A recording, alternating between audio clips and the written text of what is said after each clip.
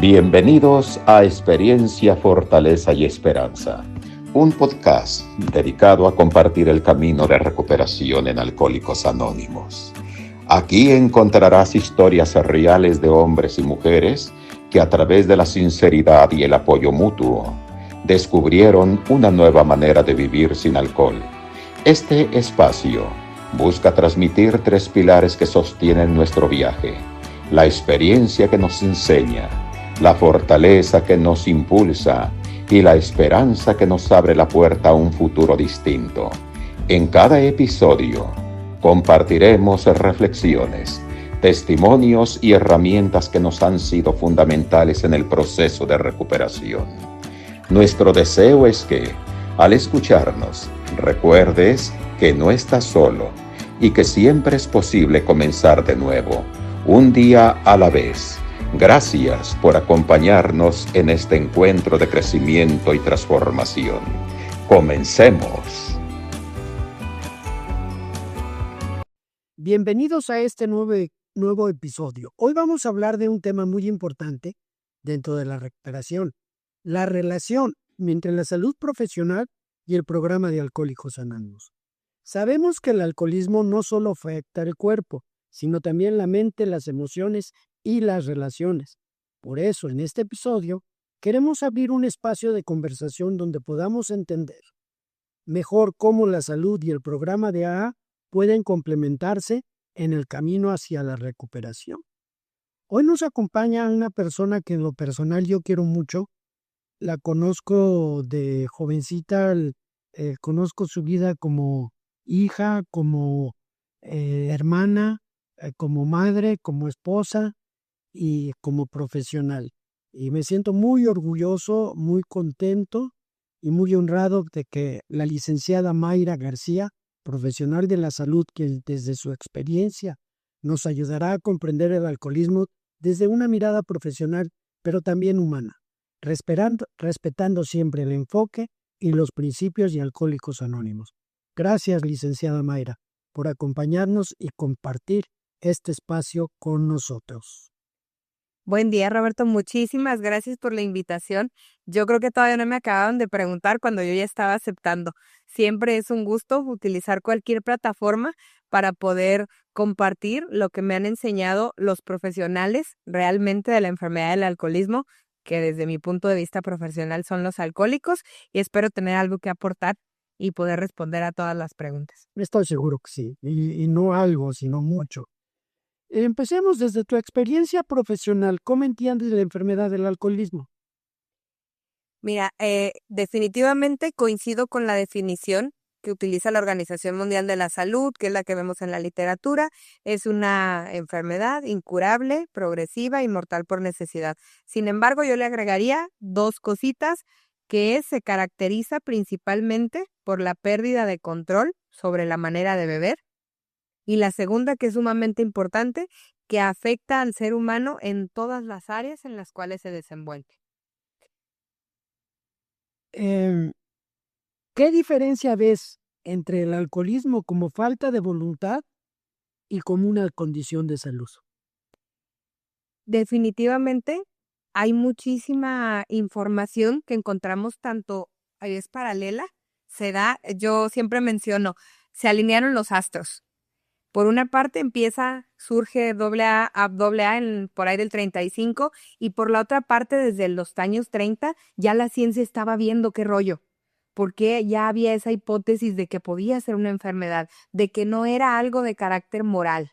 Todas estas palabras que el día de hoy ya nos funarían por ellas, que ya no están utilizables: vicio, vicioso, todas estas palabras que sonaban despectivas, el día de hoy ya no es así. Ahí yo creo que radica mucho la diferencia en una enfermedad de origen físico y emocional, solamente en la etiqueta o el estigma de corte moral que anteriormente se le había dado, tanto en nuestra cultura como en otras.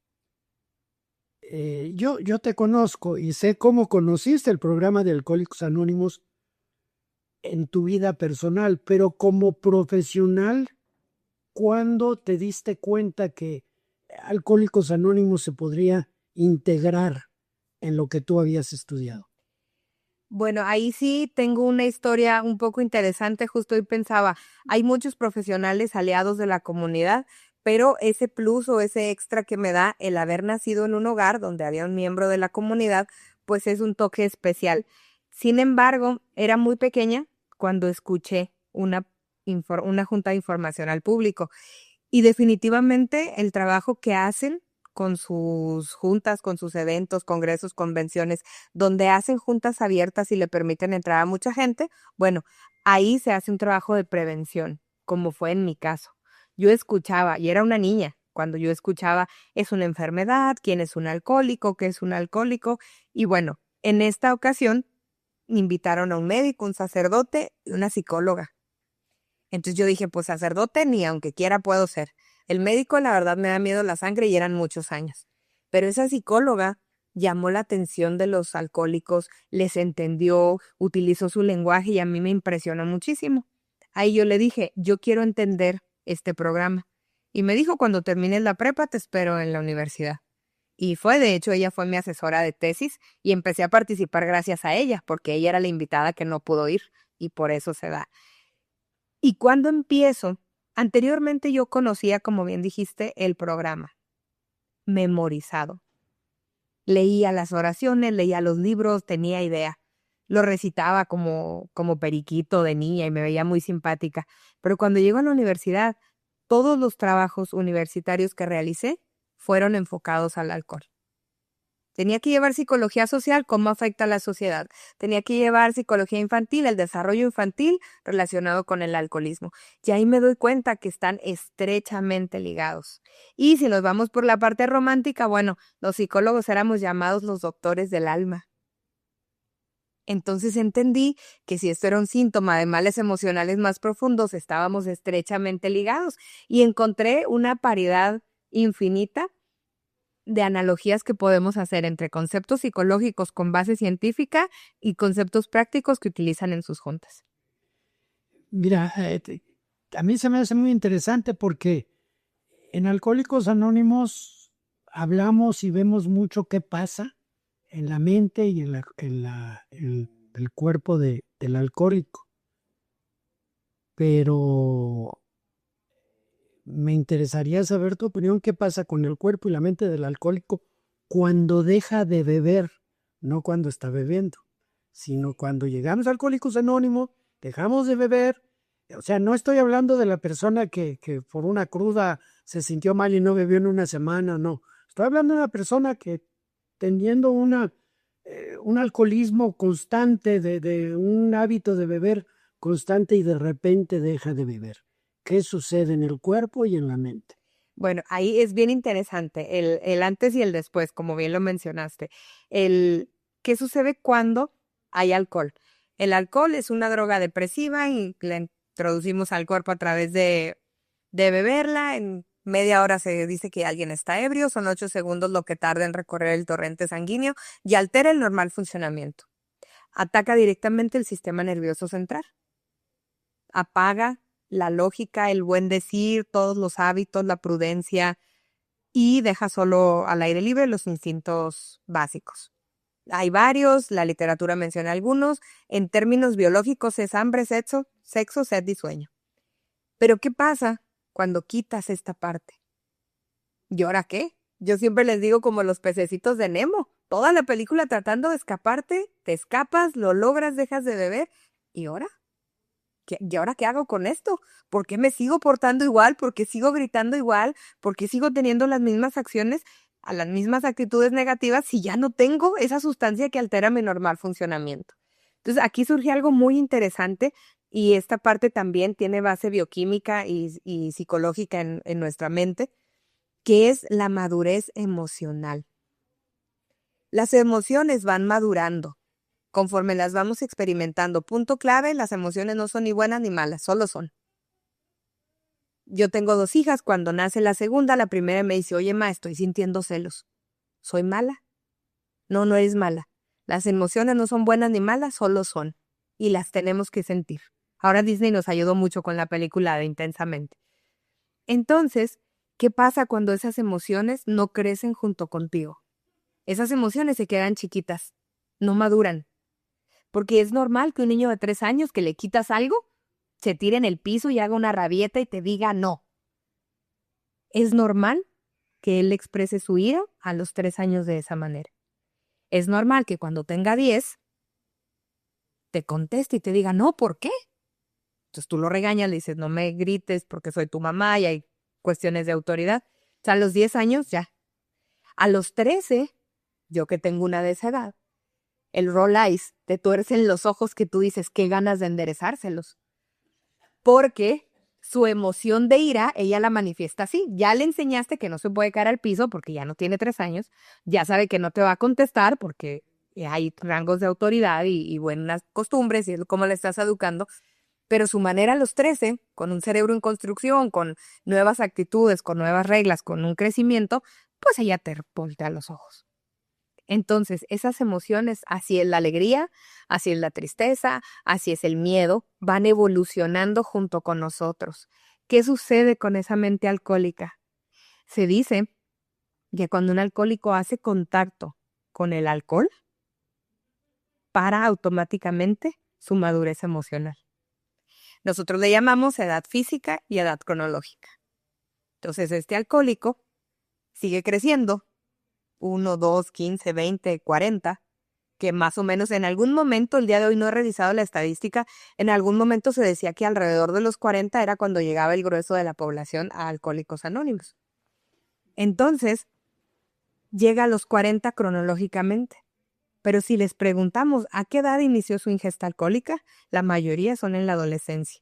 Ni hablamos de la mayoría de edad, mucho antes, 12, 13 años. Entonces, es común que deja de beber a los 40, pero yo lo regaño o tenemos una discusión y me hace el roll eyes y me tuerce los ojos y hace su cara y hace una expresión inmadura, porque esa emoción se quedó inmadura. Y hay que entender que el alcoholismo se detona cuando tienes contacto con el alcohol. Cuando hay una abstinencia total, digamos que está como el VIH, como el SIDA. Una cosa es tener el virus de inmunodeficiencia adquirida activo y otra cosa es ser seropositivo. El alcohólico que deja de beber se hace seropositivo. No deja de serlo, pero no está activo en este momento. Hay ciertas características que son comunes dentro, digamos, unas consecuencias psicológicas de la persona que debe beber o en el alcohólico en actividad. Voy a hablar de tres de ellas y mi pregunta es ¿por qué muchas veces el alcoholismo viene acompañado de ansiedad, de depresión o de trauma? Porque muchas veces, bueno, de entrada y complementando un poquito lo anterior y tratando de responder a esto, hay una tabla, que es la tabla del doctor Jelinek, que no considero para nada un autodiagnóstico, que no es literatura aprobada. Sin embargo, no desconozco la razón y vaya que lo he investigado, muchos grupos la tienen. Es muy bonita, pero es un trabajo muy interesante. Ahí también vemos cómo afecta ya a nivel psicológico, psiquiátrico, médico, biológico el alcohol en el cuerpo. Entonces, cuando lo quitamos, pues obviamente hay cambios en el desarrollo de la persona y en su actitud. Pero respecto a estos síntomas, en psicología y en medicina vemos algo que es signos y síntomas. En México, los médicos, por cuestiones económicas y demás, ellos te diagnostican de vista. Aquí en Estados Unidos primero nos mandan al laboratorio, oiga, pero yo nomás tenía un año enterrada, pero ya te hicieron hasta el PET scan y te metieron al tubo y tú, es que era la uña. No, aquí no te pueden diagnosticar ni decir, no puede ser eso, tenemos que revisar todo. Bueno, en México y en otro tipo de países donde nuestra economía no nos lo permitía, se hace ese diagnóstico en cuanto a la sintomatología. Entonces, ¿qué sucede? Que en el área del campo de la salud mental empiezan este tipo tenemos la psicometría, que es la parte de la psicología que diagnostica, ¿no? Es cuando nos volvemos los etiquetadores y tú tienes ansiedad, déficit de atención, depresión, pero no se dio al aire libre, nada más, no se dio porque así se nos ocurrió. Hay una serie de preguntas, tenemos instrumentos para medir. Así como ustedes tienen el autodiagnóstico, bueno, tenemos una escala de personalidad, tenemos la escala de ansiedad, la escala de depresión Y este tipo de enfermedades, que son enfermedades por sí mismas, con una tipología, con unas características, tanto biológicas como conductuales, llegan a presentarse en el alcohólico como un síntoma. La depresión, por ejemplo, se dice que el alcohólico tiene una tendencia a la depresión. ¿Y qué pasa con alcohólicos y familiares? Duran meses en terapia, años incluso, atendiendo la depresión. Porque nosotros en la sala de terapia te hacemos la valoración, efectivamente, puedes tener severa, moderada o ya grave, y trabajamos la depresión. Pero el alcoholismo tiene, según algunos autores, 17, 18 síntomas más. Entonces yo solo te estoy tratando la uña del pie, cuando tú lo que tienes es una infección total. Entonces no funciona. Pero estas enfermedades que en psicología vemos de manera independiente, se vuelven no solo una enfermedad, sino un síntoma de esta enfermedad llamada alcoholismo, que es un todo, no aislado. Yo creo que lo que voy a preguntar ahorita es en términos generales, porque cada caso puede ser individual. Pero ¿qué tan importante crees tú que sea el acompañamiento médico o terapéutico en las primeras etapas de sobriedad? Fíjate que ahí me parece interesante, me gusta mucho. Yo tuve la oportunidad de trabajar en centros de rehabilitación y eran, obviamente, mi función como profesional. Sí dábamos terapia, pero más que nada era informar y era hacer esta terapia grupal. Dábamos una capacitación a la familia el sábado para que tuvieran derecho a visita el domingo, ¿no? Y trabajamos con esto. Para esto, ah, se menciona en su literatura que muchos alcohólicos en un principio tuvieron que hacerla de enfermeros, tuvieron que cuidarlos, e incluso hospedarlos, toda esta parte que actualmente ya no se realiza. Por cosas muy justificables, porque avanzaron, porque evolucionaron, porque Alcohólicos Anónimos al final nació con ensayo y error. Pero en muchas ocasiones ese acompañamiento fue básico y fundamental para que se quedara. Ahora se pelean mucho y hay estas divisiones dentro de la agrupación, que si los anexos, que si son buenos, que si no, que surgen las corrientes 24 horas.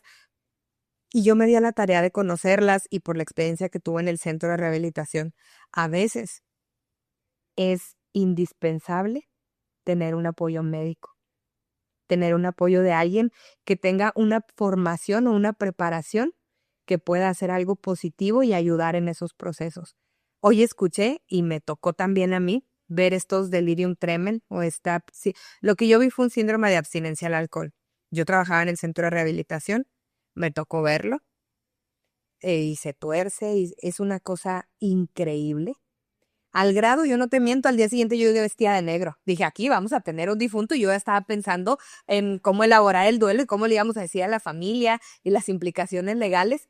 Y el fulano ya estaba sentado platicando, pidiendo huevito. O sea, no puedes creerlo. Y yo tenía una preparación. A mí ya me habían explicado delirium tremens, síndrome de abstinencia al alcohol y qué hacer en el caso. Dejar que sude, el tipo de alimentación. En el centro de rehabilitación donde yo estuve trabajando, sí había un nutriólogo. Mira lo importante que era. Un nutriólogo, y les daba, ahora todo el mundo lo haría para adelgazar, pero él daba una dieta desintoxicante y les atacaba verduras y caldos, y eso los hacía sudar, exudar todo el alcohol que traían dentro. O sea, sí necesitan un acompañamiento en cuanto a alimentación. ¿Cómo se dice? Los enfermeros que estaban con nosotros, signos vitales, lo básico. Sí depende, obviamente, el tipo de alcohólico. Ya sé que ustedes también tienen una clasificación, nosotros por otra parte utilizamos otra. También se ve si es solo alcohol, otro tipo de drogas, qué enfermedades previas podía tener la persona.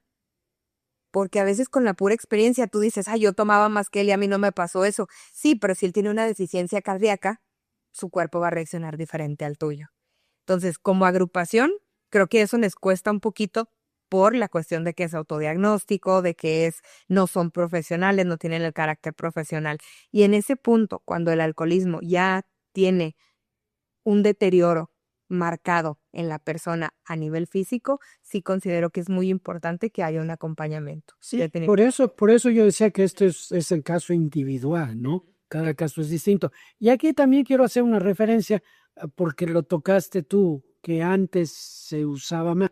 Antes salían directamente del hospital, o sea, iban al hospital a trabajarlo y era una persona que había sido admitida, los primeros alcohólicos fueron así, habían sido admitidas por alcoholismo, que el tercer alcohólico había golpeado inclusive a una de las enfermeras y sí, o sea, entonces era gente que sí tenía el tratamiento médico porque ahí estaban y de ahí lo sacaban. Eso se fue perdiendo cuando se dejó de trabajar en hospitales. Entonces ahí es donde podría entrar esta pregunta. Perdón, que también ahí surgió algo interesante y esto es por cuestiones médicas de salud pública y demás. Bajaron considerablemente en los años 70, 80 más o menos, bajó muchísimo el ingreso a hospitales por alcoholismo aquí en Estados Unidos, pero el alcoholismo se elevó, entonces no coincidía, pero las admisiones, a menos que fuera una congestión alcohólica, ya no decían que era por alcoholismo. Y todas las enfermedades derivadas, incluso accidentes automovilísticos causados por alcohol, no caían dentro de la cajita alcohólico. En aquellos años, cuando no sabían bien, sí se les ponía. Pero llega políticas públicas de salud pública y empiezan a maquillar de cierta manera las estadísticas. Pero definitivamente el alcoholismo siguió creciendo. Es interesante. Vamos a hablar un poquito visto desde la salud profesional. Desde tu punto de vista, ¿por qué AA funciona para tantas personas? Desde mi punto de vista, A tiene algo que nosotros no tenemos y es la parte espiritual. Definitivamente para mí es la piedra angular que hace que funcione y es algo que nosotros no podemos dar, aún que ya hay corrientes, tanto en México como aquí en Estados Unidos, de la cristoterapia, donde nos aferramos y preguntamos si la persona tiene una creencia, una fe muy fuerte y tratamos de darle por ahí para encontrar una resolución a sus conflictos, ya sea bebida, otras drogas o cuestiones personales. Pero para mí ese es el punto clave, es algo que nosotros no pudimos. Primero, yo siempre digo, yo estudié, a mí me prepararon, me dieron una herramienta que se llama empatía, que ahora como sociedad nos falta muchísimo, pero en todo el mundo, pero a mí me enseñaron. Y me enseñaron a que si estoy con un cliente y él cruza la pierna de este lado, yo la cruzo del otro para que haya un espejo. Que si yo cierro los brazos, como vemos a muchos en las juntas, estoy rechazando. Que si yo me acerco es porque tengo interés, que toda esta parte y yo tengo que ser un reflejo para mi cliente. Y tengo que hacer que él se sienta cómodo. Y si yo veo que utiliza palabras más comunes y dice chido y guapo, yo los digo. Y trato de hacer ese puente. Es una preparación, es una herramienta profesional. Sin embargo, en Alcohólicos Anónimos se da de manera natural. No se tienen que preocupar por, ay, ya llegó uno nuevo, déjame siento igual. No. Tú llegas a veces a los grupos, yo los observo y están sentados igual y tienen muchas actitudes de igual a igual que hacen ese puente de comprensión que en el ámbito profesional es muy difícil tener, muy, muy difícil. El ser humano es un ser social y el contacto físico es una parte importante. El apretón de manos, el abrazo, esa calidez que se da en una sala, o que te caiga mal el compañero, aunque no haya total agrado o total aceptación o identificación o cosas en común, porque son personas que en otro medio probablemente jamás hubieran coincidido. Sin embargo, el tener la oportunidad de hacer un contacto físico es una ventaja que nosotros no tenemos. Por cuestiones de código ético, de muchas cosas, tenemos que guardar cierta distancia y cierta prudencia. Entonces, eso. Pero, definitivamente, la parte espiritual. Yo no les puedo hablar de un Dios que en lo personal puedo o no tener, pero que no pasó por este proceso científico y que no puedo medir y decirle, mira, aquí está y así se llama. Y esa parte que no se ve pero se siente es lo que genera.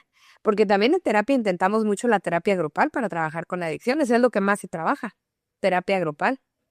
Y aunque funciona y aunque hay resultados y a veces hay confianza, no está ese hilo conductor que una todo. Y para mí es la espiritualidad. Se me hace muy interesante. Yo ahorita que estabas hablando, creo que se perdió un poquito, afortunadamente no del todo, por ejemplo, los abrazos. La pandemia nos puso una pausa en los abrazos y no han regresado al 100%. Antes en el grupo llegabas y era, no nada más era un saludo, era un abrazo el que te dabas. Y eso sí ha perdido un poquito, pero sí, eso es algo, o sea, yo voy al doctor y me cae muy bien mi doctor, pero no lo abrazo. Sí, exactamente. Tampoco le doy la mano, o sea, a lo mejor sí le doy la mano, a lo mejor no, pero definitivamente no lo abrazo ni cosas de esas. ¿Cuál es el valor terapéutico en compartir la experiencia en un grupo? O sea, tu experiencia de que ¿qué valor terapéutico tiene el que yo comparta mi experiencia personal ante un grupo? Ay, bueno, el valor terapéutico de los 12 pasos está, bueno, que también hay que marcarlo anteriormente y como profesional hay como un catálogo pues de temas con los que me invitan a compartir dentro de la comunidad y siempre me daban el valor terapéutico de los 12 pasos. Sin embargo, si haces un estudio más profundo, el valor terapéutico está en todo, no está en los 12 pasos. Está en sus tradiciones, está en los conceptos, en la estructura, está en cómo tienen acomodados sus grupos, está en la tribuna. De entrada, eso ya enfocándonos un poquito, a nivel terapéutico se llama catarsis. Y fíjate que siempre nos dicen, catarsis viene del latín y significa vómito. Y algunos hasta lo dicen, ¿no? Por 2, 3 que leen y son muy letrados y vengo aquí a vomitar. No era un vómito por el hecho de venir a tirar algo que ya no quiero, que está sucio. No, el significado más profundo es liberación a través de la expulsión de los malos espíritus. Eso era originalmente. Entonces sacabas los malos espíritus y había una liberación que dejaba una sanación. Eso es la catarsis. Si resumimos los 12 pasos en 5 puntos básicos, bueno, encontramos en uno de ellos análisis de personalidad y catarsis. Y tú dices, pero no voy a hacer un cuarto paso en cada junta. Es cierto, pero son como las microdosis de algún medicamento. A un diabético tiene una emergencia, una baja extrema de azúcar, le ponen su insulina en una pluma y es un shot. Son de emergencia, las nebulizaciones para los de problemas pulmonares. En este caso, un cuarto paso, una catarsis, un trabajado en apadrinamiento, es el tratamiento fuerte. Pero te dejan tu pastillita. Y esa junta diaria, ese participar cada día, hace que el tanque no se vaya llenando. Hace que esa liberación vaya siendo de fondo. Y más porque como ya tenemos la herramienta activa de la empatía, en ocasiones la memoria nos traiciona. Y hay cosas que ya no recuerdas. Y probablemente cuando escuchas algo, después no es muy agradable que griten puente, y más cuando les gusta o cuando algo causa gracia, pero se hace realmente ese puente emocional. Y en ocasiones, lo que comparte otro compañero puede remover en ti algo que tenías ahí y no recordabas. Porque era demasiado doloroso para enfrentarlo, porque los mecanismos de defensa, que no son más que un colchón entre la realidad y yo, para que el golpe no sea tan fuerte. Ya cuando se quitan esos mecanismos de defensa y ya estás en otra situación, puedes conectar y sacarlo va a ser un proceso liberador. Es sumamente reparador y sanador el que lo puedan hacer. Pero también tienen la herramienta terapéutica de la tribuna. Hay grupos que no la tienen y es difícil. Y yo digo, como profesional, ¿de dónde me agarro? O sea, es difícil. Y no porque tengas donde apoyar las notas o el micrófono. No, es difícil sentirte expuesto. Y todavía, a pesar de que el alcohólico llega a exponer esos secretos de la familia alcohólica que te dijeron nunca jamás en la vida le digas a nadie, terminan compartiéndolos en una reunión, incluso en reuniones públicas o reuniones abiertas. Pero tienen ese valor. A mí me toca estar acá arriba muchas veces, siempre los observo y hay quien la toca. Hay compañeros que participan con una mano tocándola, que todavía esconden el pie, que todavía tienen ese apoyo, porque es poderme exponer, pero no libre, no libre, no expuesto físicamente, sino con ese apoyo que me da la tribuna. Por eso a veces hasta te regalan, yo tengo una tribunita chiquita que me regalan en algún aniversario. Es interesante y estoy completamente de acuerdo contigo, aunque te soy sincero, en mi caso, yo estoy en un grupo que no usamos la tribuna. Pero a mí me tocó experimentar estar en un grupo que se usaba la tribuna y una vez fui en México, precisamente en Ciudad Obregón. Yo nunca había visto eso, sentarme en una plataforma donde en lugar de tribuna tenían un asiento, un sillón. Entonces tú te sentabas, el que iba a hablar se sentaba en el sillón enfrente de la gente. Y en ese entonces yo me sentí, o sea, expuesto, me sentí desnudo, me sentí sin protección. O sea, sí entiendo muy bien lo que dice, aunque ya después fue distinto. Nosotros tratamos de trabajar otro punto que me gustaría saber tu opinión, cómo influye el sentido de pertenencia y comunidad en la recuperación. Híjole, esas son de mis partes favoritas definitivamente, como parte profesional y con lo que he podido compaginar con la agrupación. De entrada, Maslow nos hace una pirámide de necesidades básicas. Tenemos una pirámide, la base, necesidades biológicas, comer, techo, dormir. Después tenemos ya las necesidades de vestido, de techo. Si las primeras son comer, las son biológicas básicas. Después ya el techo, el vestido. Y la tercera es la necesidad de pertenecer. Todos necesitamos para desarrollarnos pertenecer. De ahí, bueno, ya le siguen las de cuestión social, de interacciones con otras personas y llegamos al punto que es la autorrealización, que es la mejor versión del ser humano. Esto lo vemos en administración, lo vemos en psicología, a lo largo de los años sigue siendo la mejor manera de presentarlo. Pertenecer.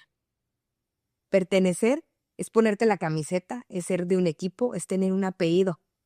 De hecho, es muy chistoso, antes ya ves los Rodríguez, anteriormente en los pueblos. ¿Y tú de quién eres? No, pues de don Rodrigo. Entonces, por eso los apellidos así se forman. ¿De quién es de Rodrigo? Ah, de Rodrigo es Rodríguez. Por eso sale. Los Martínez, pues eran de don Martín.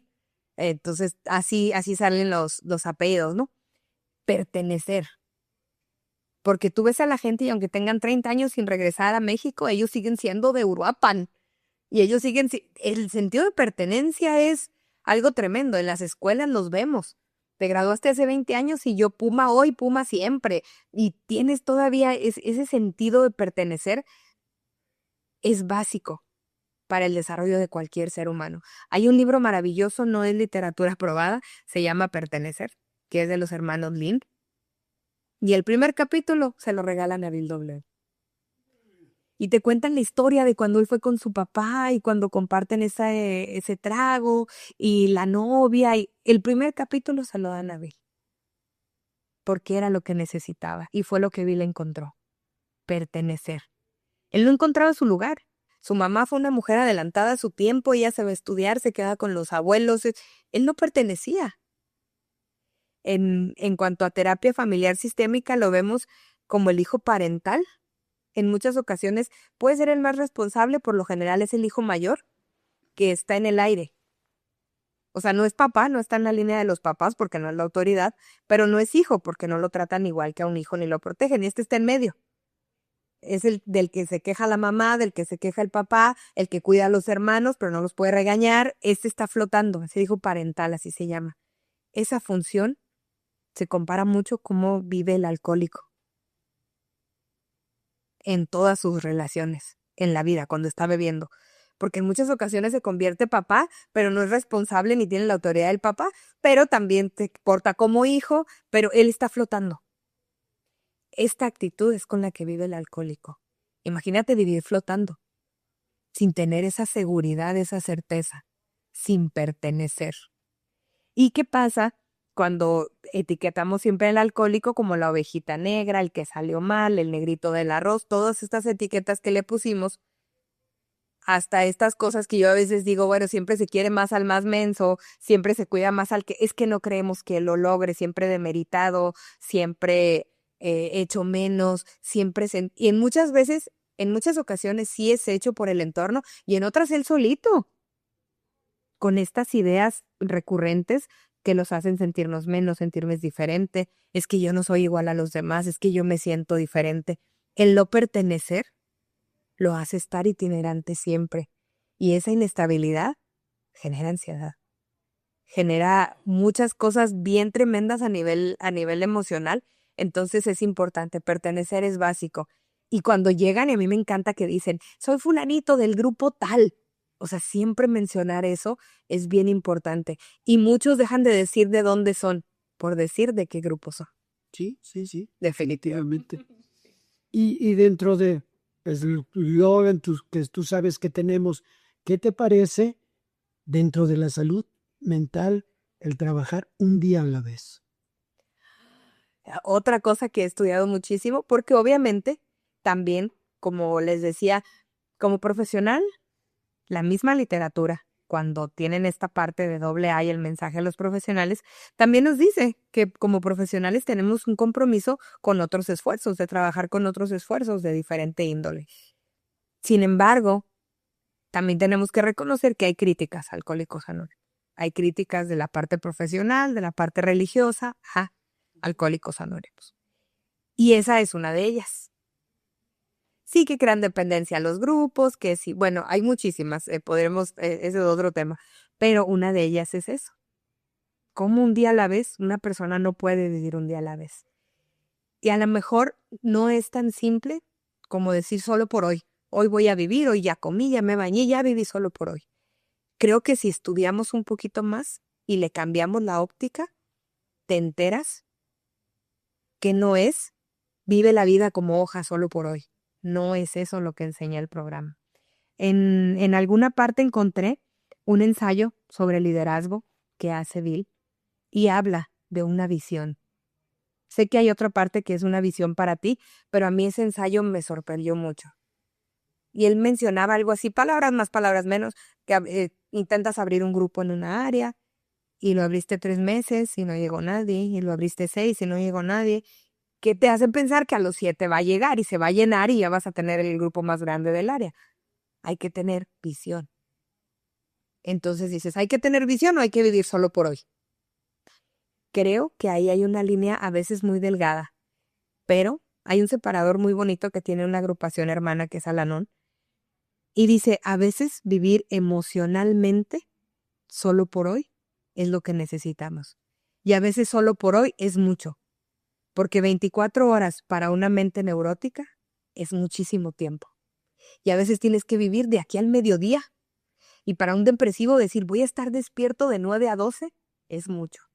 Ya a las 12 tiene que decir, no, si aguanto hasta las 3. Ya a las 3 digo, con un caso de depresión severa, nuestra meta comienza con que estés despierto 8 horas al día, que es una tercera parte de tu día. Ya después, el ideal, pues es lograr las 16. Pero a veces, estar con el paciente 8 horas, decir, solo despierto 8, casi poner los palitos, es el proceso de recuperación. A veces el alcohólico, con esa neurosis, con esa serie de síntomas y signos que tiene a nivel emocional, vivir 24 horas es mucho. Y emocionalmente, hoy voy a cuidar, no ser presa de la ira. Y dice muy bien el separador, no quieras resolver el problema de toda una vida en un momento. Pero sí dice que hay un problema de toda una vida. O sea, que sí lo vas a tener que resolver, sí va a haber algo más.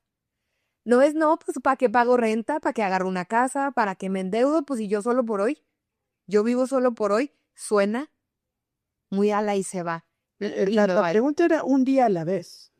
Ah, es cierto, un día a la vez. Bueno, pero en esencia es muy parecido. Sí, sí. Sí, un día a la vez. Hay otra parte que es muy importante.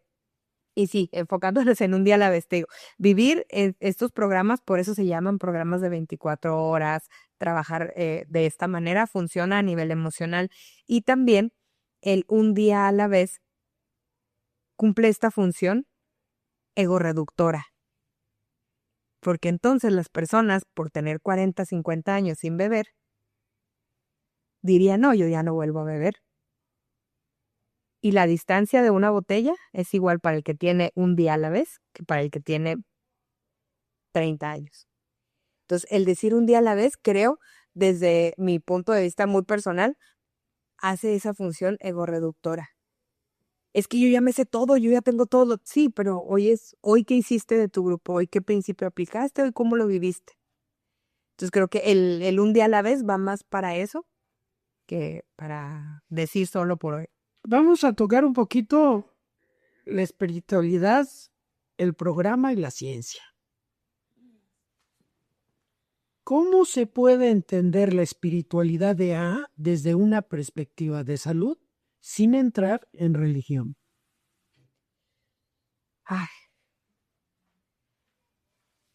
Ahí yo he tratado de ser muy respetuosa, incluso reconozco y digo a Dios lo que es de Dios y en César lo que es del César, porque siento que como psicólogos dedicados a la salud mental, hay ciertos temas que nos cuesta tratar. Sin embargo, me ha tocado y he conocido en este camino aliados religiosos, tanto clérigos, sacerdotes, pastores de diferentes religiones, y al final me he llevado lo mismo de todos, no una doctrina religiosa, sino un mensaje espiritual. Y me ha tocado estar con de todos, de hecho han compartido cuartos el padre y el pastor y han podido convivir precisamente bajo esa premisa, el ser espirituales. Yo creo que el programa de Alcohólicos Anónimos vive a la sombra de esa incorporación o esa unión que hubo y que provocó, digamos, no solamente él, pero vamos a decir, Carl Jung, de ser el primero en empezar a tratar casos por medios, a pesar de ser psiquiatra, de empezar a tratarlos incluyendo la espiritualidad. Y pues es la base de Alcohólicos Anónimos. A nosotros nos ha tocado más un mundo donde se pueda hablar más de espiritualidad sin hablar de religión, aunque todavía cuesta muchas veces trabajo hacer esa separación. Pero sí es sumamente importante. Yo sí tengo ahí una crisis. Aquí en Estados Unidos hay muchos grupos en iglesias. Sí. Y en muchas ocasiones, una vez fui a uno, me encantó. Tapaban con sábanas al Cristo y los santos y todo, porque algunos miembros tenían mucho conflicto con la religión. Entonces resulta que la mayoría llegan peleados con Dios, o con una fe desvirtuada o con una fe perdida. Y en muchas ocasiones el hecho de que estén en una iglesia puede ser un arma de doble filo totalmente. Y como experiencia personal, ¿llegas peleado con Dios o con sentimientos de duda ante Dios y crees que tú no puedes ser espiritual? Uh-huh. Sí. Precisamente por lo mismo, por la relación que tú crees que ser espiritual es a fuerza tener a un Dios y ir a misa y como tú no lo haces, entonces tú no puedes ser espiritual. Y aquí es la apertura de que la espiritualidad. Así es, y partiendo de que no es lo mismo ser religioso que ser espiritual. Dice, en la salud emocional, ¿qué efectos tiene hacer un inventario personal y admitir errores? Ay, el inventario personal es como deshojar esta madeja y saber en qué parte del camino. Pues saber dónde fue donde la puerca torció el rabo, en otras palabras. Porque en muchas ocasiones, y le preguntas, a veces pasa, yo trabajo con adolescentes y convivo con ellos, y tú lo ves y le dices, ¿qué no entiendes? Y ves los ojitos perdidos y en serio no te entiende. Bueno, lo mismo le pasa al alcohólico. Es que ¿por qué bebes? Es que ¿por qué lo hacías? ¿O por qué hiciste eso? Y tú le ves la mirada perdida y de veras es auténtico, no sabe por qué lo hizo. Entonces el valor terapéutico que tiene hacer ese análisis de la personalidad. Y me encanta porque cuando lo hacen, ahí también, y es bien importante para mí mencionarlo, en algún momento cuando tenía más la práctica en terapia persona a persona, que es muy complicado. Mis respetos para los colegas que lo hacen. Hay otras maneras de aplicar la psicología, pero en lo personal es muy difícil. Y la literatura nos marca que podemos acompañar en un quinto paso. Y se tienen que quedar uno calladito y escuchar, porque es el reconocer ante otro ser humano. Sin embargo, yo solo por revisión, yo no hago cuartos pasos ni nada. Pero cuando trabajaban, que alguien me llegaron a buscar para hacer un quinto paso, yo le decía nada más repasadita. Primero, segundo, tercero, cuarto, ¿cómo anda? Y cuando me decían, no, pues es que yo espero aprender a beber, pues es que ni siquiera habían hecho el primero. Yo les decía, ¿sabe qué? Mi sugerencia profesional es que vaya con su padrino y revisemos. Podemos trabajar aquí su ansiedad, muchas cosas, pero específicamente sus pasos en su lugar y luego ya regresamos. Entonces ya cuando algunos sí me tocaron, que llegaban ya con ese análisis ya hecho, cuando lo estaban compartiendo, a veces al hacerlo no se daban cuenta, pero los primeros, uno llegó al tercer, cuarto intento de hacer un cuarto paso, porque él no se acordaba de los 20 para atrás. Y los recuerdos más de imágenes, no de sucesos, no de eventos grandes, pero alrededor de los 5 o 6 años ya tenemos que tener algún recuerdo, aunque sean flashback, aunque sean momentos. Y resulta que los alcohólicos no se acuerdan. Y oye, ¿y a ti cómo eras de chiquito? No, ni me acuerdo. Y toda esta negación, todo esto. Entonces, cuando empiezan a trabajar y hacer ese análisis, a lo mejor en la primera logran llegar a los 12. Después de más trabajo de compartimiento, llegan a los 8, a los 6 años y detectan en el camino para atrás dónde fue, dónde pasó. Entonces, es sumamente importante. ¿Qué beneficios psicológicos ves en ayudar a otros alcohólicos? Todo. Creo que es la parte fundamental también. Tenemos esta parte de espiritualidad que al final aprendí que el amar al prójimo como a ti mismo, que es parte de lo que enseña esta agrupación, es espiritual. Y el trabajar con otros. Hubo un psicólogo en Albuquerque, Nuevo México, el doctor Miller. Él trataba de hacer una rueda de cambio. Esa fue la manera terapéutica en donde se abordó. Y era precontemplación, contemplación, determinación, acción y mantenimiento. Si precontemplamos, no, pues si existe el alcoholismo, si está en mi casa, y luego ya algunos dicen voy a dejar de beber. No sé si recuerdas una campaña de dejar de fumar que decía pon tu fecha, elige tu fecha, mi cumpleaños, el cumpleaños de mi hijo, y te motivaban y ya todo el mundo andaba buscando la fecha para el último cigarro. Bueno, eso es la determinación. Voy a dejar de hacerlo. Pero a veces entre la determinación y la acción pueden pasar años. Lo voy a dejar, pero todavía no. Y la acción, bueno, ya es tener moverte y hacer algo rumbo a tu meta. Pero para que esa rueda gire, tiene que estar el mantenimiento. Y el mantenimiento está bajando con otros. No hay otra. Necesitas gente que sea igual, que pueda comprender para que siga girando. Entonces tú sí crees, y creo que es obvio la contestación, que el programa, un tratamiento clínico, se pueda complementar con los 12 pasos o interferirían uno con el otro. Yo creo que pueden ir de la mano perfectamente. No interfieren uno con el otro. Pero sí hay algo bien importante. Y creo, no es una crítica, creo que es una banderita roja. Porque hace algunos años yo diría era una bandera amarilla y ahorita anda en rojo. En la falta de información que tenemos los profesionales de parte de la comunidad de Alcohólicos Anónimos. De entrada, una cuestión, y aquí se da mucho con la atención psiquiátrica. Los psicólogos no podemos medicar. En psiquiatra sí. Si tú eres un miembro de Alcohólicos Anónimos y tú ya autodiagnosticaste, tú ya te identificaste, tú ya reconociste que eres un alcohólico, con el médico que tú vayas, desde tu médico primario hasta un psiquiatra, tú tienes que decirle, yo tengo esta enfermedad llamada alcoholismo. Y es muy lógico. Sí. ¿Y qué va a pasar si ese profesional está informado? Va a decir, agua, a este no lo puedo medicar igual que a los demás. porque el alcohólico tiene una tendencia, tiene una personalidad adictiva y puede ser contraproducente el medicamento. Tenemos que agotar los recursos, tenemos que ver su química sanguínea, hay un trato diferente cuando hay información. Entonces, ¿qué pasa si este psicólogo no conoce o no está a favor?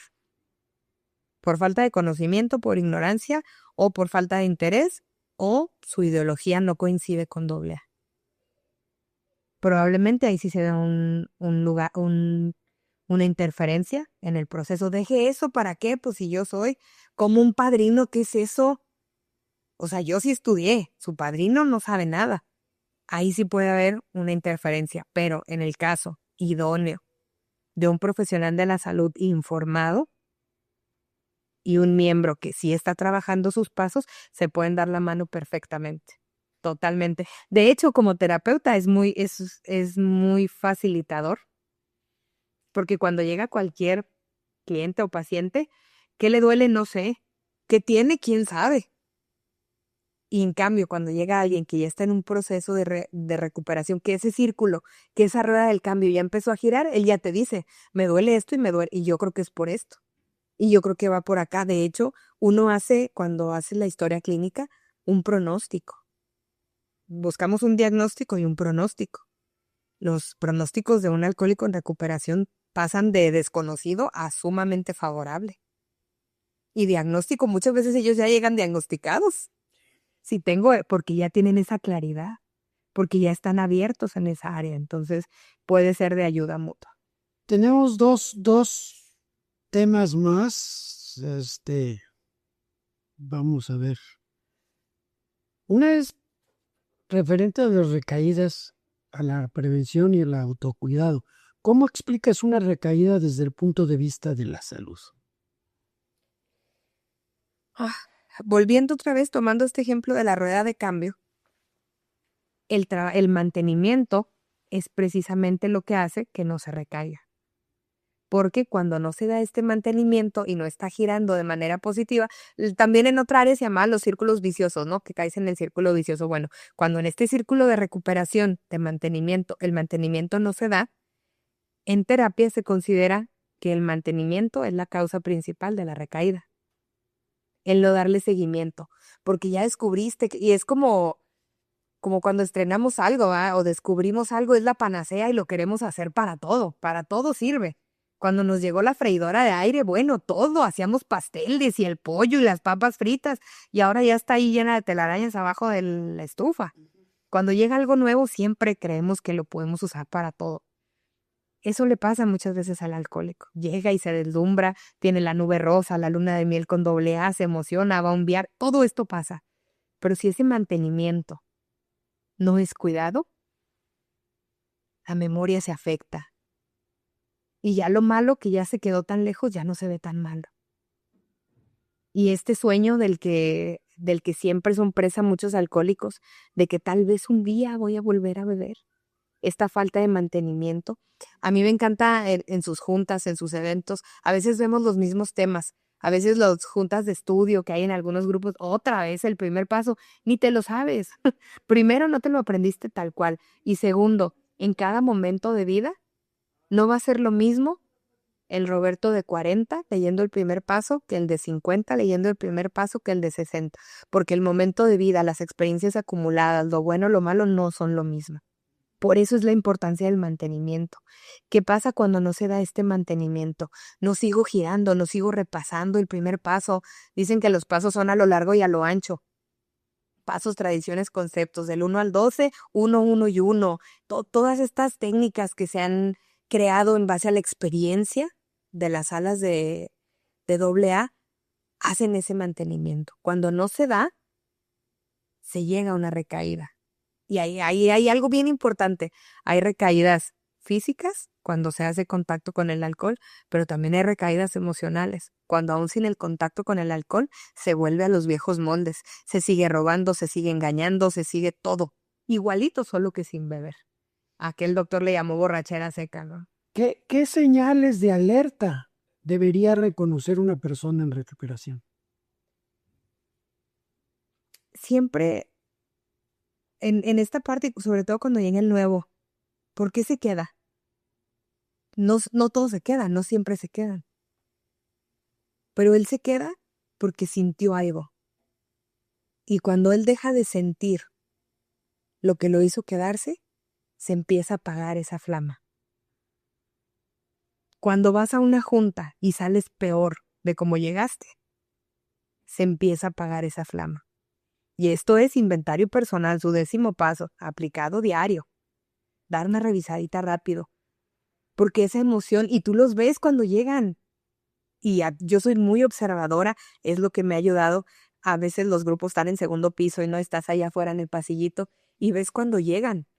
Y llegan a gorro porque ya es la hora y se estacionan mal y corren la escalera. Y a otros que los ves, que tú dices, este llegó a las 8 y son 8:15 y no ha entrado. Cuando tu emoción no te sientes en ese lugar seguro, como el beisbolista cuando llega el safe, así llegan muchos. Y tú les ves la cara desencajada y cuando entran hasta desentumen los hombros. Y se sientan y ya llegué, ya estoy en mi lugar seguro. Cuando el grupo deja de ser tu lugar seguro. Cuando los pretextos se empiezan a hacer más grandes que las razones para ir. Decían racionalizar. Cuando dices, bueno, ya no lo necesito tanto. Ahí es una gran señal de alerta.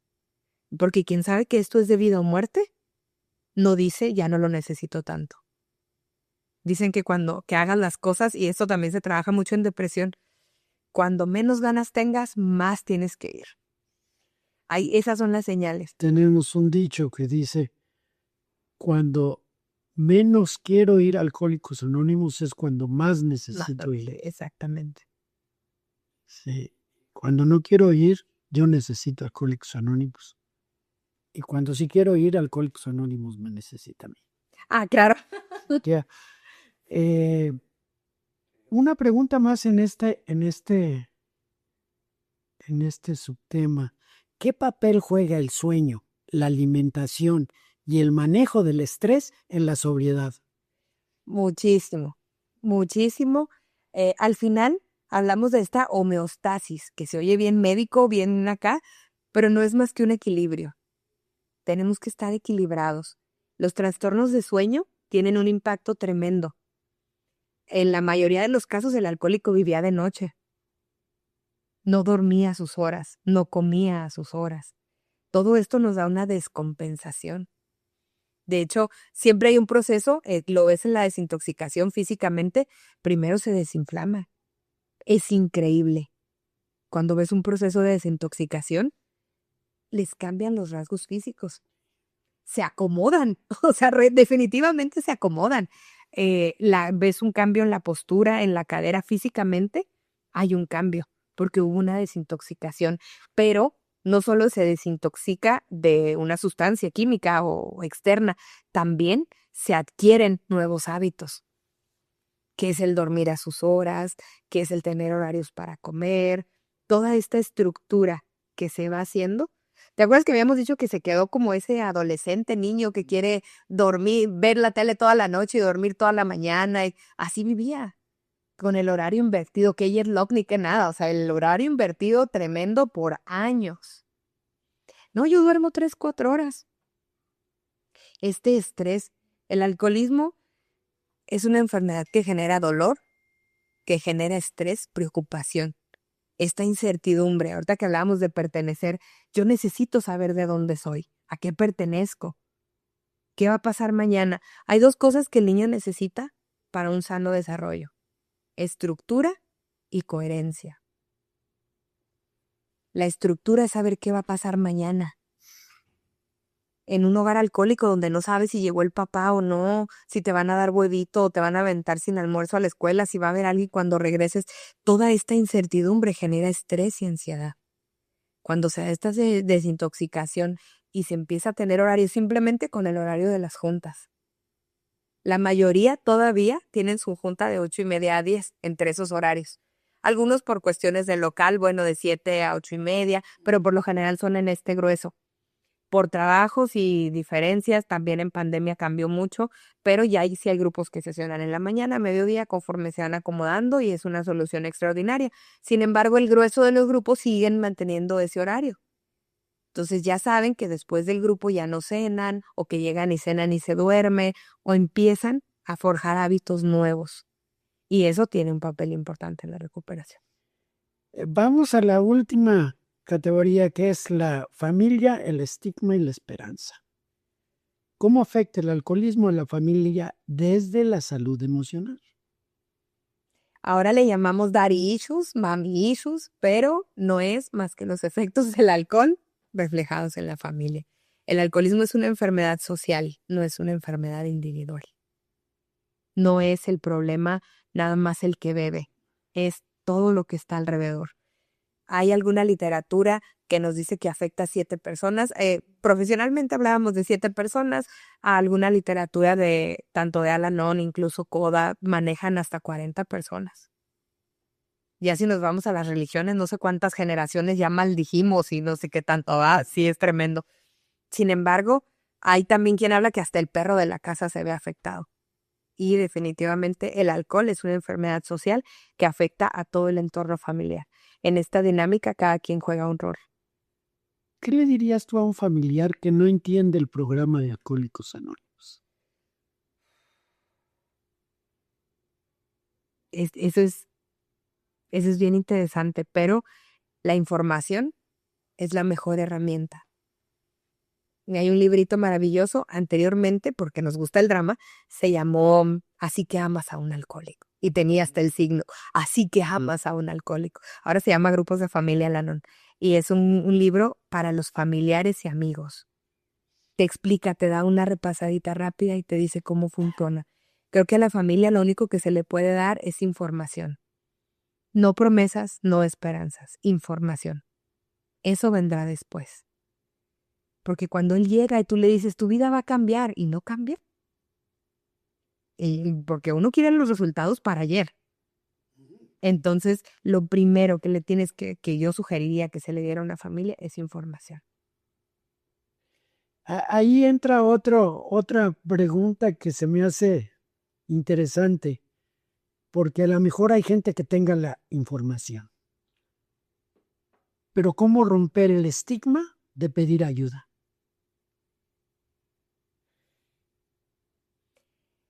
Mira, en cuanto a nosotros como terapeutas, es una recomendación, una sugerencia, algún problema grave. Siempre echarle la culpa a alguien más funciona. Razón por la que yo nunca trabajé con niños, porque el problema nunca son los niños, siempre son los papás de los niños. Pero la mamá le dice al papá, vamos porque ya echaste a perder a tu hijo. Entonces vamos porque el problema es el niño. Pero en el fondo nunca son los niños, siempre son los papás de los niños. Y en terapia podemos hacerlo de otra manera. Pero definitivamente la herramienta que tiene Alcohólicos Anónimos se llama atracción. Más que una promoción, más que información, esa atracción. Hasta el día de hoy yo creo que ha sido la herramienta que más ha funcionado. Fíjate que hay una publicación que hacen periódicamente, desconozco si es cada 2 años, cada cuánto, y es una encuesta de los miembros y la publican y la sacan a color muy bonita con monitos y estadísticas. Y hay una parte donde dice, yo me quería colgar un gran mérito. ¿Cómo llegaste? ¿Cómo supiste? Y viene el juez, que en algunos estados ya me enteré que no mandan a los grupos por firmas, pero en la mayoría de Estados Unidos sí lo hacen, incluso en México ya se ha optado ese modelo. Pero el porcentaje más grande es por recomendación, porque vi a alguien, porque alguien me dijo, porque llegó un familiar y vi los cambios.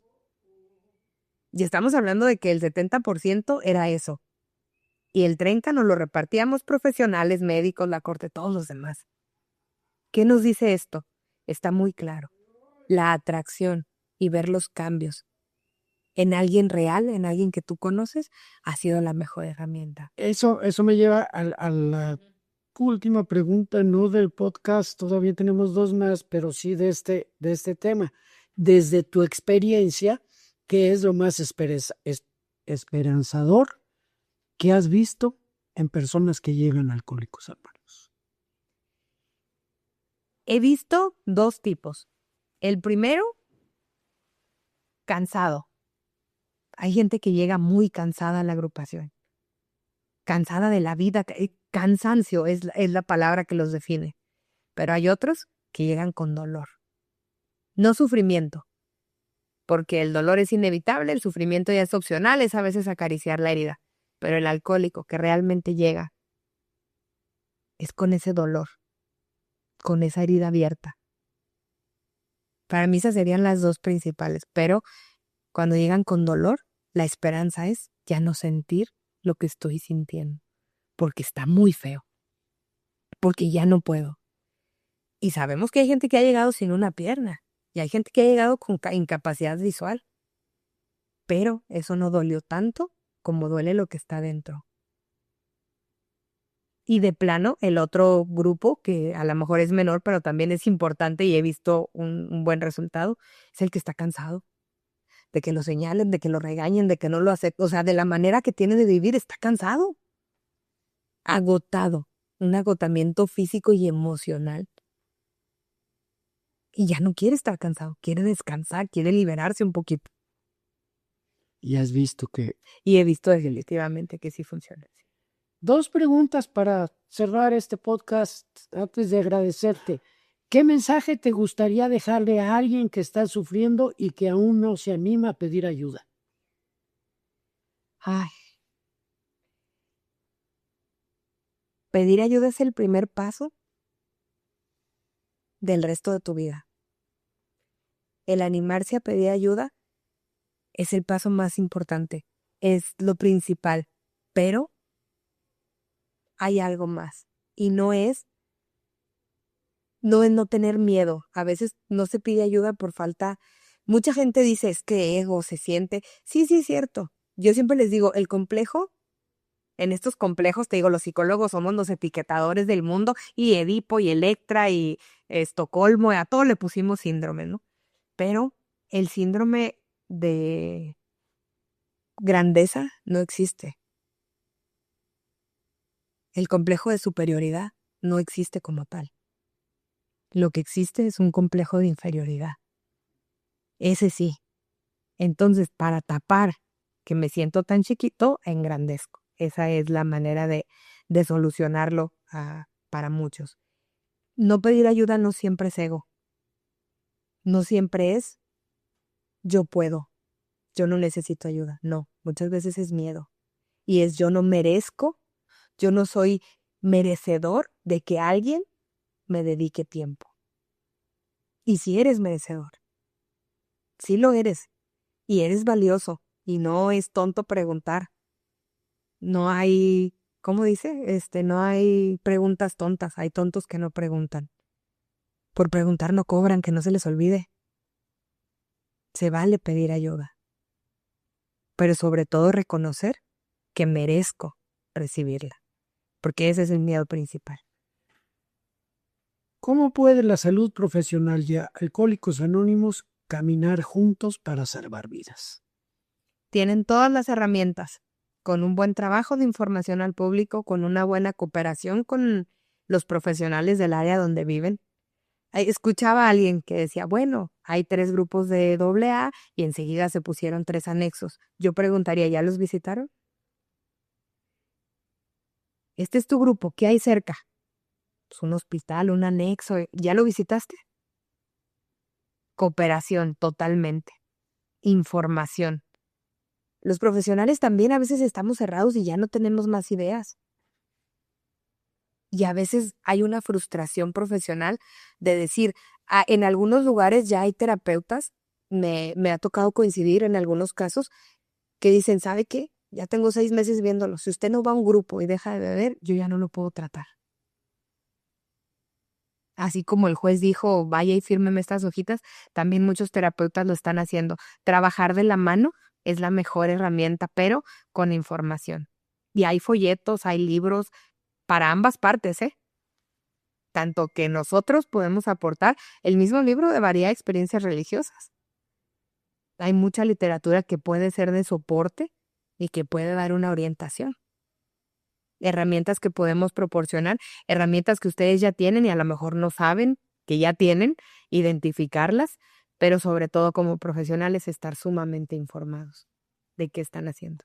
Mayra, no sabes el gusto que me dio platicar contigo. De veras, hemos platicado muchas veces de muchas otras cosas, sin embargo, ya enfocarnos pues, en mi vida como alcohólico y en tu vida como profesional y poder platicar un poquito de eso ha sido súper agradable para mí.